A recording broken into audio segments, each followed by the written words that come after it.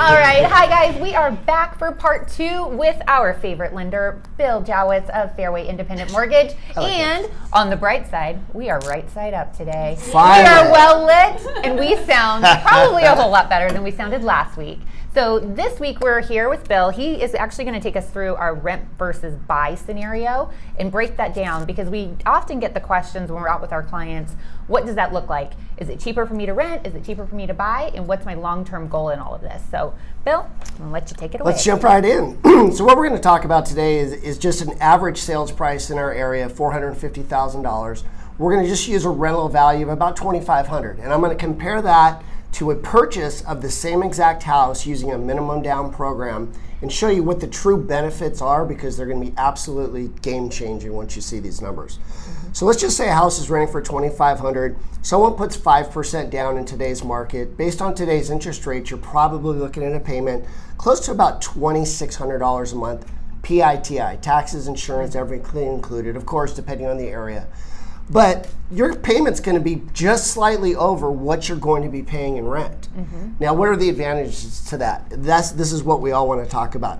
I'm going to use some very simple numbers here with 4% appreciation, which is very minimal, okay? In today's market, I think that's very average and a number we can work with.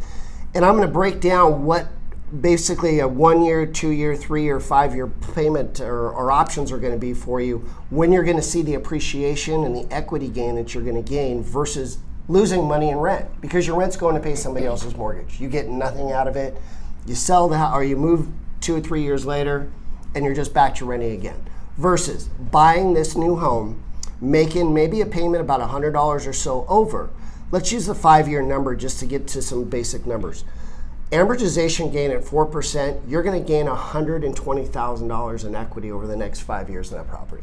Okay, that's a very simple number. That's $120,000 you would have lost out on if you were just renting that property. The other backside of that is your equity gain, because now you're paying down your mortgage those 5 years. If you just make your consistent mortgage payments based on I used a 4 1/8 interest rate, you're going to pay down another $30,000 in equity or amortization gain in that note. So now you're talking over a 5-year period of time, you're going to have equity invested in that property of over $150,000. Yeah, and that sure as heck beats saving $100 a month and paying somebody else's mortgage. Why would you do it? Absolutely, absolutely. So I mean, those numbers don't lie. And of course, we can talk about the other side of things, which is the tax advantage. Now you're going to have over a 5-year period of time, probably close to at least a couple $1,000s a year in property tax write-off, interest write-off, based on a 22% tax base, and that's pretty minimal. Yep. So all positive gains, nothing to go sideways with when you're talking about renting versus buying here. Right, and I think, looking at a long-term wealth standpoint, I mean, this is hands down the way to go. And I think we all talk to our clients about that is, what are the advantages of buying? And sometimes buying, it's a little bit more expensive. And in this case, it's $100 more a month expensive. Right. But in the long run, I mean, my gosh, think if you have that property and then you purchase another one and then you end up cashing out and you own it free and clear, what does that look like? Exactly. You can pull out equity. You can start paying off some other debts that you wouldn't get an opportunity to if you were just renting. I mean, when I talk to a lot of renters, they all say, I'm paying less in rent, yes, but that's because we're trying to put money away to save for a down payment. But let's just keep in mind, we can still get you in at very minimal with down payment assistance programs, with even as up to nothing out of pocket on some of these issues or some of these homes, and keep you in a very positive equity gain and appreciation gain. So what's the lowest amount down that someone could come in with, excluding VA? Obviously we know VA can come in with no money down, but with down payment assistance? Yeah, with down payment assistance. Still a big fat zero. That's awesome. Yeah, there's down payment assistance programs that'll cover all your down payment. And we're usually talking anywhere between 3.5%, 5%. Okay, and that obviously covers conventional and FHA mortgages, including closing costs. And then you guys are rock stars as far as negotiating with the seller to get maybe additional closing costs paid for your buyers. So it happens all the time. So this is based on a 4 1/8 interest rate. You bet. 30-year fixed, 4 1/8%, which is run of the mill today. Let's be honest. I mean, 30-year fixed rates are in the threes. Well, and We're interest back rates are so down. much lower than that right now. They are lower. There's no doubt about it. It just depends on the program and what you're going at. But yeah, even the conventional FHA, VA stuff, we are writing everything in the threes today. So that's going to just have an additional benefit, lowering the payment, helping you gain more equity in a quicker manner. Okay. Yeah, That's awesome. you bet. Okay, Bill, so how long is the average that you're finding buyers are in their property right now?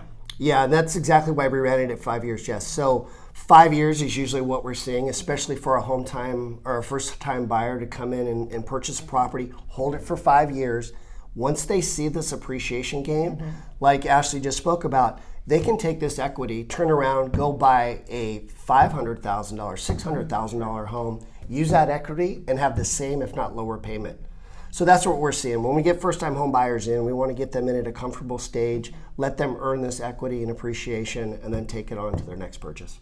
Yeah, and I think the best thing just for everyone to know as a first-time home buyer is that you don't need to go into your forever home starting out. This is a Correct. stepping stone to get you to the next point. I'm sure there's some first-time home buyers out there that are jumping right in at a really high price point and getting their forever home, but I would say for the majority, buyers are coming in, you're getting what you can afford in the beginning, just knowing that that equity is on the back end so that you can continue to be a move-up buyer until you get to that forever home. That's and the goal. Just really the name of the game. You So. bet. Perfect. All right. Well, thanks again for joining us today, guys. We appreciate you being here, listening to all of our helpful information. And if you have any questions, you know how to get in touch with us. Bill's information will be in the comments, so you can certainly reach out to him with any financing questions. And of course, if you need us, you know how to get in touch with us. Thanks so much for joining us today, and we'll see you soon. Bye.